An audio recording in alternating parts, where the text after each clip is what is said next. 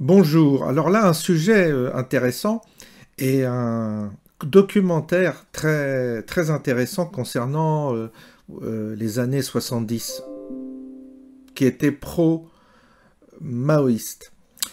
Et il faut savoir que toute l'intelligentsia, tous, Glucksmann, Simone de Beauvoir, Jean-Paul Sartre et compagnie, Solers, etc. Enfin bref, aujourd'hui toute la clique, si vous voulez, qu'on entend encore aujourd'hui nous faire la leçon, cette clique de gauchistes, cette clique qui tient toujours le manche de la culture et de la propagande, puisque c'est eux qui disposent toujours des médias, eh bien, quand on fait une rétrospective de ce qui s'est passé dans ces années-là, et du résultat qu'on a su après, parce que concernant la Chine, on a connu et on a su quelles étaient les horreurs du régime qui était soutenu par toute cette gauche bobo de l'époque. Et le documentaire, alors là, il vaut le détour. Et je vous ai mis le lien en description. Alors on va regarder déjà un extrait, parce que j'ai pas voulu... évidemment, il ne s'agit pas de mettre l'intégralité, mais c'est pour vous mettre l'eau à la bouche. On écoute déjà le premier extrait.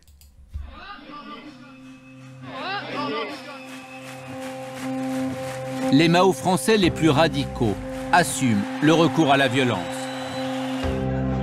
Ils se présentent comme des résistants. Ils citent Mao, la révolution n'est pas un dîner de gala.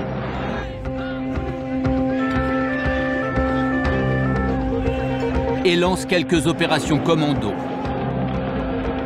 Une razzia dans la boutique chic Fauchon, l'enlèvement d'un cadre de chez Renault.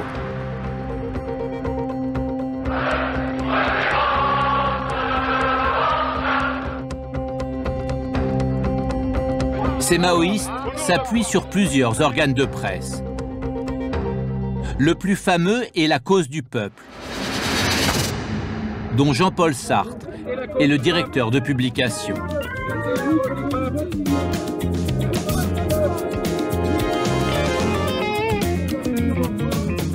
Là, il s'écrira à propos de Sartre, « Il n'y a pas de position plus amusante et finalement mieux récompensée que celle d'un dissident au sein d'une société stable et prospère. » Sartre apporte aussi sa caution à l'équipe très maoïste qui fonde le quotidien Libération. Serge July en tête. Qu'est-ce qui provoque le désespoir des jeunes de notre époque? Quand il y a du désespoir, vous savez, c'est que ça pose des questions à ceux qui sont des marchands d'espoir. Et donc l'espoir qui est proposé n'est pas particulièrement convaincant. On est dans une société où les raisons d'espérer sont limitées. Dans cette mouvance, André Glucksmann, philosophe, essayiste, est l'un des plus fervents soutiens de Pékin. Il y a la révolution en Chine, la révolution culturelle, qui implique un bouleversement de la société de la base au plafond. Et alors évidemment, les spécialistes du...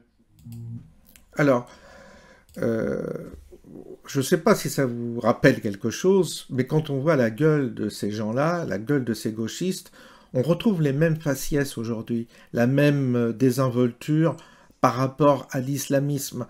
D'ailleurs, aujourd'hui, leur maoïsme d'aujourd'hui, c'est l'islamisme qu'ils soutiennent. Ils ont toujours soutenu les régimes sanglants, sanguinaires.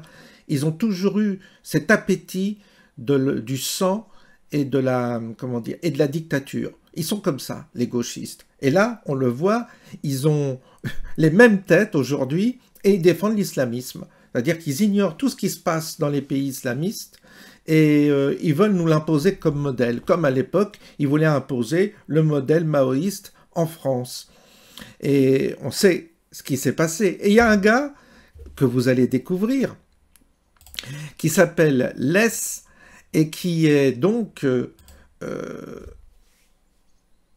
le spécialiste de la Chine. Vous verrez durant le documentaire, le personnage en question a évidemment étudié le chinois, c'était le seul à parler chinois, c'est le seul à avoir eu des informations de terrain, et personne ne voulait l'écouter, comme aujourd'hui avec l'islam.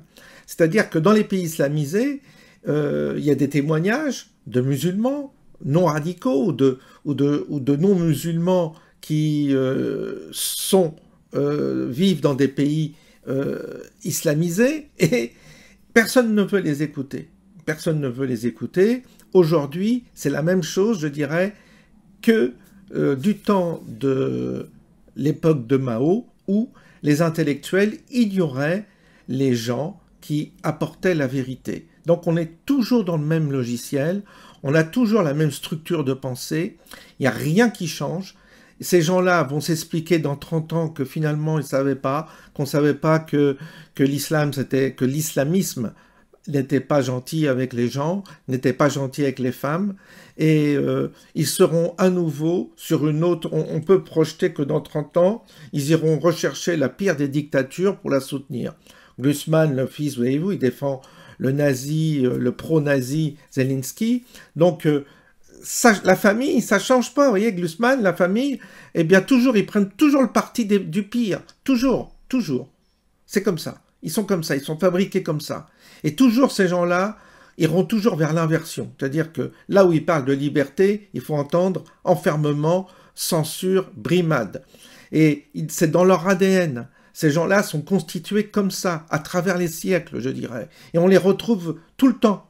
Ils sont forts en gueule, ils ont des morphologies qu'on peut repérer avec un anachronisme incroyable. C'est-à-dire qu'aujourd'hui, quand vous regardez les gueules de ceux qui sont députés, de certains députés, et que vous les comparez avec les gueules de l'époque, c'est les mêmes.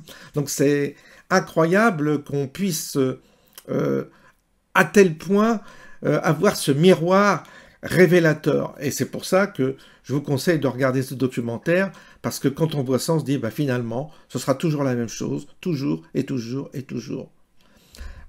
Alors là, on va écouter ce qui se passe, justement, comment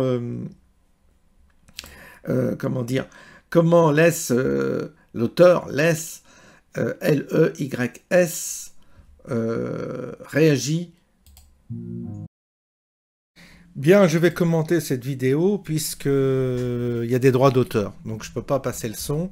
Donc on voit que Simon Leys, effectivement, a semé le trouble à l'époque en révélant exactement ce qui se passait en Chine, puisqu'il était lui-même bien implanté, il connaissait le chinois, il a vécu en Chine, et il a édité un livre à l'époque qui, évidemment, allait contre la doxa. Et vous verrez le documentaire, il explique que c'est lui d'ailleurs qui l'a fait éditer, ce monsieur, que vous voyez à l'écran, et il explique que l'accueil a été catastrophique par la presse, évidemment, parce qu'il ne donnait pas la version de Lord Doxa de l'époque, c'est-à-dire la Chine est un paradis terrestre. Et donc, comme toujours, on voit les journaux qui ont effectivement dit que le bouquin ne valait rien. Donc en gros, là, on va voir apparaître les journaux en question. Le Monde, toujours Le Monde. Ce témoignage est partial. Leys n'a manifestement pas l'expérience de ce dont il parle. Vous rigolez. Le Nouvel Obs, évidemment, hein, et qui critique également l'auteur, hein, qui révélait ce qui se passait en Chine. Et voilà, je vous laisse. Donc, vous voyez bien que c'est les mêmes journalistes qui déforment la réalité, la vérité. Ce sont les mêmes journaux qu'on retrouve aujourd'hui qui sont toujours du côté, justement, de l'ennemi, c'est-à-dire du tortionnaire, de celui qui empêche la liberté, qui brime les gens, qui fait souffrir les gens, qui enferme les gens pour des délits d'opinion, etc. Ils ont toujours pris le parti de pire. Et là, c'est manifeste pour l'Ukraine, mais c'est manifeste pour tout. Et quand c'est-à-dire que quand on voit avec le temps le peu d'enseignements que ces gens-là ont tiré d'eux-mêmes, on se dit, mais il y a quelque chose dans la nature humaine qui est déjà fermé, il n'y a pas d'espoir, puisque les nouveaux gauchistes d'aujourd'hui ne tiennent aucun compte des leçons de ces années-là où toute une classe politique s'est trompée. Les libérations continuent, le Nouvel Obs continue, et on les retrouve sur les chaînes de télévision à faire leur propagande, et il n'y a rien à faire. Ces gens-là ne changeront jamais jusqu'au jour où la catastrophe arrive, et là, c'est trop tard. Ces gens-là sont dangereux, c'est pour ça qu'il faut s'en prémunir. Il faut voir que ces gens-là sont très activistes et sont capables de nous pondre un monde infernal, le pire des mondes. Et c'est pour ça qu'il faut toujours être vigilant vis-à-vis de ces gauchistes et de ceux qui prônent ce gauchisme, parce qu'ils sont également associés à ces dictateurs, à ces tyrans. Et donc, moi je dis qu'il faut mettre ces gens-là devant cette réalité en leur disant « vous vous êtes trompés hier, vous vous trompez aujourd'hui et demain, vous nous tromperez également ». Voilà. Bonne journée à tous et à bientôt.